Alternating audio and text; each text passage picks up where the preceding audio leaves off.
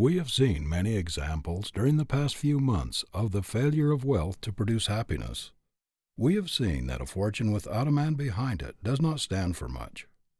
The X-rays of public investigation have revealed some ghastly spectacles. Of a number of rich men who were in positions of great responsibility and trust at the beginning of the recent financial panic, some have committed suicide, others have died from the effects of the disgrace which they had brought upon themselves and their families, and still others have suffered tortures, not so much because of their wrongdoings, as from the fear of disclosure. A few months ago, these men were supposed to possess the things which made men happy. They had what all the world is seeking so strenuously, money. They lived in palatial homes and were surrounded with luxuries, and yet, the moment misfortune came, what they called happiness fled as though it had the wings of a bird. These men felt secure because they had that which most people are struggling so hard to get. They had supposed themselves so firmly entrenched in the wherewithal of life, but so buttressed by their solid investments, that nothing could shake them. But almost in the twinkling of an eye, their foundations slipped from under them, their reputations vanished, and instead of being the big men they thought they were, they not only found out that they were nobodies, but also that their happiness had flown with their reputations. Happiness is not such a transit visitor as that. If these men had had the genuine article, no panic could have shaken it, no fire burned it out, no ocean swallowed it up. Real happiness is not a fluttering, fly-away unreality. It is not superficial. It does not live in things. It does not depend upon money. It inheres in character, in personality. It consists in facing life the right way, and no one who faces it the wrong way, no matter how much money he may have, can ever be happy. The trouble with many of the men who went down in the panic was that they put the emphasis upon the wrong thing. Man is built upon the plan of honesty, of rectitude, the divine plan. When he perverts his nature by trying to express dishonesty, chicanery, and cunning, of course he cannot be happy. The very essence of happiness is honesty, sincerity, truthfulness. He who would have real happiness for his companion must be clean, straightforward, and sincere. The moment he departs from the right, she will take wings and fly away. What a pitiable thing it is to see the human race chasing the dollar, material things, trying to extract happiness, to squeeze joy out of money alone. How little people realize that the very thing they are hunting lives in themselves or nowhere, that if they do not take happiness with them, they may hunt the earth over without finding it. Happiness is a condition of mind. It is a fundamental principle, and he who does not understand the principle cannot possibly be happy. All the misery and the crime of the world rest upon this failure of human beings to understand the principle that no man can really be happy until he harmonizes with the best thing in him, with the divine, and not with the brute. No one can be happy who tries to harmonize his life with his animal instincts. The God, the good, in him is the only possible thing that can make him happy. Real happiness cannot be bribed by anything sordid or low. Nothing mean or unworthy appeals to it. There is no affinity between them. Founded upon principle, it is as scientific as the laws of mathematics, and he who works his problem correctly will get the happiness answer. There is only one way to secure the correct answer to a mathematical problem, and that is to work in harmony with mathematical laws. It would not matter if half the world believed there was some other way to get the answer. It would never come until the law was followed with the utmost exactitude. It does not matter that the great majority of the human race believe there is some other way of reaching the happiness goal. The fact that they are discontented, restless, and unhappy shows that they are not working their problem scientifically. We are all conscious that there is another man inside of us, that there accompanies us through life a divine, silent messenger, that other, higher, better self which speaks from the depths of our nature and which gives its consent, its amen, to every right action and condemns every wrong one. Men and women in all times have tried to bribe this constant monitor, to purchase its approval, to silence it in nervous excitement, to drown it in vicious pleasure with drink and with drugs, but all in vain. Men in every age have disregarded its warning, have tried in every possible way to get away from its tormenting reproofs when they have done wrong, but no amount of dissipation or excitement has ever been able to silence its voice.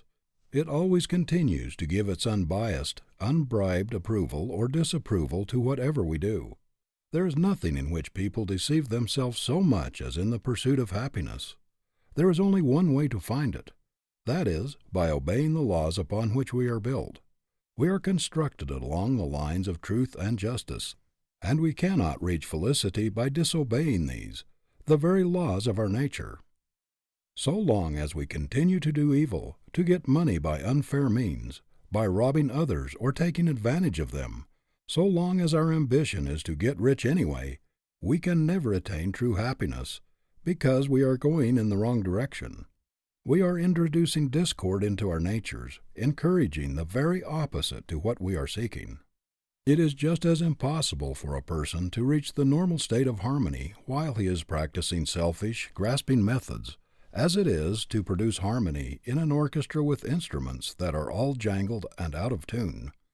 To be happy, we must be in tune with the infinite in us, in harmony with our better selves. There is no way to get around it. The idea that we can practice wrong in our vocations, in our dealings with men, or in our pleasures, and then periodically seek forgiveness in our prayers or through our churches, the idea that a man can do wrong and be forgiven without remedying the wrong, or without forsaking the sin, has done more harm than almost any other thing in civilization. A clear conscience, a clean life, the elimination of selfishness, jealousy, envy, and hatred are necessary to all high enjoyment. One trouble with many of us is that we try to make happiness too complicated an affair. But happiness really flees from complication, ceremony, and pretense. Nature has fixed her everlasting edict against complicated living. You can never force pleasure. It must be natural. It must come from sane living. Real happiness is so simple that most people do not recognize it. They think it comes from doing something on a big scale, from a big fortune, or from some great achievement, when in fact it is derived from the simplest, the quietest, the most unpretentious things in the world. Our great problem is to fill each day so full of sunshine, of plain living and high thinking, that there can be no commonness or unhappiness in our lives. Little kindnesses, pleasant words, and helps by the way, trifling courtesies and encouragements, duties faithfully done, unselfish service, work that we enjoy, friendships, love, and affection. All these are simple things, yet they are what constitute happiness. The great sanitariums, the noted springs of the world, are crowded with rich people, sent there by their physicians to get rid of the effects of complicated living. They tried to force their pleasures and came to grief. Not long ago I dined in the home of a very rich man, and it took 2 hours and a half to serve the dinner. There were 13 courses, made up of the richest kinds of food, and many of them absolutely incompatible with one another. In addition to this, there were 7 kinds of wine. Think of anyone being healthy or happy living upon such a diet. What are the enjoyments of the average rich? Is there anything more vapid, insipid, unsatisfying than the chasing after that infinite, mysterious something which they call happiness, that will-o'-the-wisp which is always beckoning them on, but ever eluding their grasp, that rainbow which recedes as they approach? They may enjoy the titillation of the nerves for a moment, the temporary excitement and exhilaration which comes from even vicious pleasures. But what of it all? It is only animal enjoyment. Nothing but regret, disappointment, and disgust follow. There is within every normal person a strong desire to do something and to be something in the world, and every idler knows that he is violating the fundamental demand of his nature, that he is really cheating himself out of a very sacred prize, the getting of which would mean more to him than everything else in the world. I have talked with idle rich young men who said they knew that it was all wrong for them to refuse to do their part of the world's work, that it was a mistake for them not to enter into the activities of life and struggle for a prize which the Creator had fitted them to take, but that the paralyzing effect of not being obliged to work had undermined their inclination. Recently, a rich young man was asked why he did not work. "I do not have to," he said. "Do not have to" has ruined more young men than almost anything else. The fact is, nature never made any provision for the idle man. Vigorous activity is the law of life. It is the saving grace, the only thing that can keep a human being from retrograding. Activity along the line of one's highest ambition is the normal state of man, and he who tries to evade it pays the penalty in deterioration of faculty, in paralysis of efficiency. Do not flatter yourself that you can be really happy unless you are useful. Happiness and usefulness were born twins. To separate them is fatal. It is impossible for a human being to be happy who is habitually idle as it is for a fine chronometer to be normal when not running. The highest happiness is the feeling of well-being which comes from one who is actively employed in doing what he was made to do, carrying out the great life purpose patterned in his individual bent. The practical fulfilling of the life purpose is to man what the actual running and keeping of time are to the watch. Without action both are meaningless. There is no tonic like that which comes from doing things worthwhile. There is no happiness like that which comes from doing our level best every day, everywhere. No satisfaction like that which comes from stamping our superiority, putting our royal trademark upon everything which goes through our hands. Man was made to do things. Nothing else can take the place of achievement in his life. Real happiness without achievement of some worthy aim is unthinkable. One of the greatest satisfaction in this world is the feeling of enlargement, of growth, of stretching upward and onward.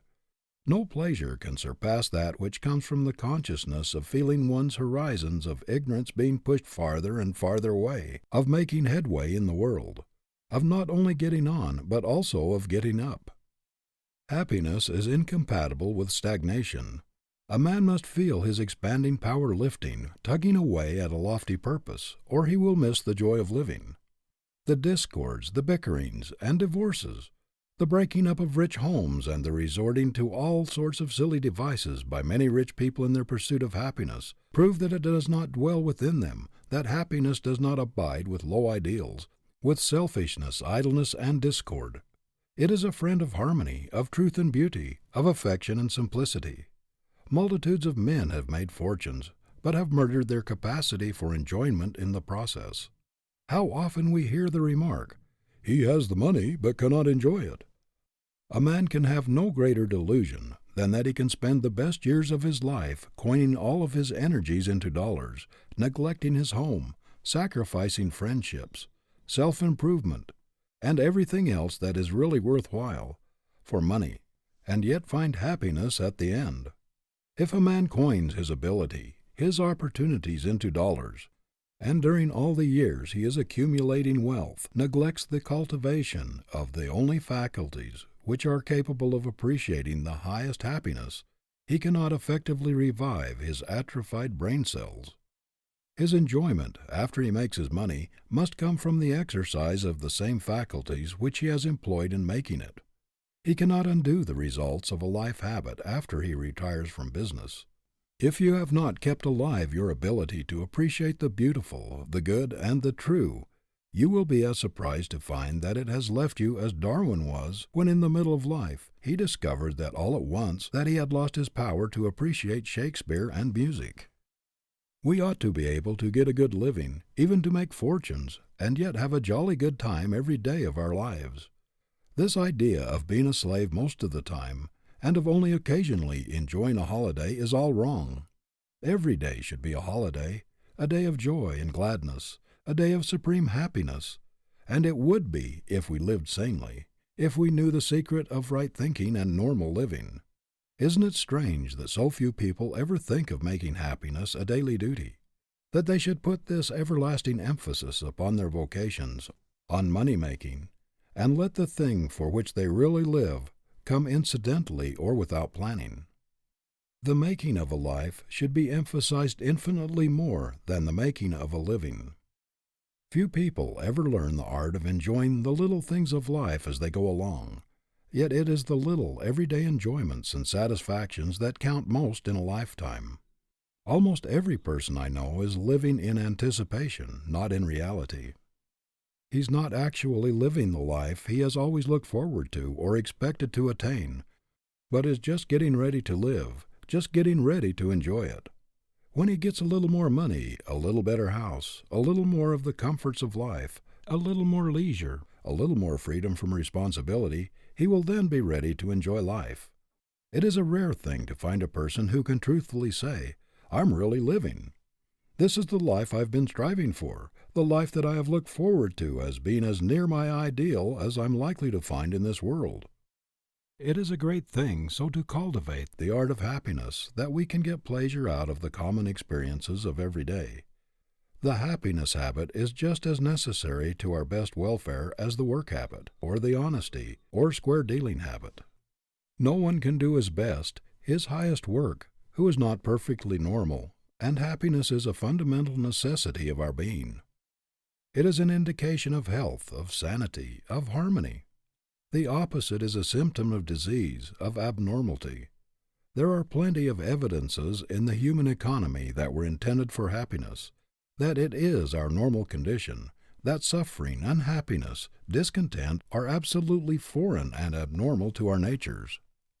There is no doubt that our life was intended to be one grand, sweet song. We are built upon the plan of harmony, and every form of discord is abnormal. There is something wrong when any human being in this world, tuned to infinite harmonies and beauties that are unspeakable, is unhappy and discontented. One of the most inexplicable mysteries that has ever puzzled the selfish rich is their failure to find happiness where they had expected to find it. The bitterest disappointment that comes to people who have made fortunes is that the wealth did not bring the happiness which it promised, or anything like it. They find that the affections do not feed on material things, that the heart would starve in the midst of the greatest luxuries alone. They find that while money can do many things, it has little power to satisfy the heart yearnings, the heart hunger. How many women are there in palatial homes in this country who are starving for happiness and who would gladly exchange all their luxuries for the love of a good man, even if he had not a dollar in the world? No selfish life can ever be happy. I am acquainted with a self-made man who has made a fortune, who tells me that the greatest enigma and disappointment of his life lie in the fact that although he has made millions, he is not happy. He says that somehow he has never been able to make many friends, that people avoid him, that he has never been able to get the confidence of others to any very great extent, and that he is not popular even among his own neighbors. He cannot understand why he is not happy, for he tells me he has tried very hard to find happiness. The trouble with him is that he has always done everything with reference to himself. He did not mean to be selfish, but the whole passion of his life has been to make money, because he thought it would bring everything else that is desirable. He has chosen his friends for their ability to advance his interests, and has considered every step in life with reference to the effect it would have upon him. "What is there in it for me?" seems to have been the interrogation point in his life. Now, happiness is a reflection, an echo, a part of what we do and think. It does not depend upon our material possessions. Thoreau's cabin at Walden Pond cost only $31, and yet Thoreau was rich and happy because he had a rich mind. It is impossible for the selfish, greedy, grasping thought, the thought always centered upon one's own interest, to produce a happy state of mind as it is for thistle seeds to produce wheat. But if we sow helpfulness, kindness, unselfishness, we shall reap a harvest of satisfaction, harmony, and happiness. Selfishness and real happiness never go together. They are fatally antagonistic. An inordinate ambition, a desire to get ahead of others, a mania to keep up appearances at all hazards, whether we can afford it or not, all these things feed selfishness, that corrosive acid which eats away our possible enjoyment and destroys the very sources of happiness. The devouring ambition to get ahead of others in money-making, to outshine others socially, develops a sordid, grasping disposition which is the bane of happiness. No man with greed developed big within him can be happy. Neither contentment, satisfaction, serenity, affection, nor any other member of the happiness family can exist in the presence of greed. It is as impossible for a man who has been dishonest, who has gotten his wealth by crushing others, and by taking advantage of them, to be happy as it is for a person really to enjoy himself while walking with pebbles in his shoes, or while constantly being nettled with pinpricks. No man can be happy who is conscious of being a drone, of shirking his share in the great world's work, who knows that he is taking all the good things he can get a hold of in life's great granary, put there by the toilers, and is putting nothing back. A debauched mind that has departed from the principles of right thinking and right living has incapacitated itself for real enjoyment. The only way to get the happiness that is worth while is to live a straight, clean, pure, honest, useful life. There is no power in the universe that can make a human being happy along any other lines. Straightforward, honest work, a determined endeavor to do one's best, an earnest desire to scatter flowers instead of thorns, to make other people a little better off, a little happier because of our existence. These are the only recipes for real happiness. No man can be happy when he despises his own acts, when he has any consciousness of wrong, whether of motive or act. No man can be happy when he harbors thoughts of revenge, jealousy, envy, or hatred. He must have a clean heart and a clean conscience, or no amount of money or excitement can make him happy. End of chapter 11.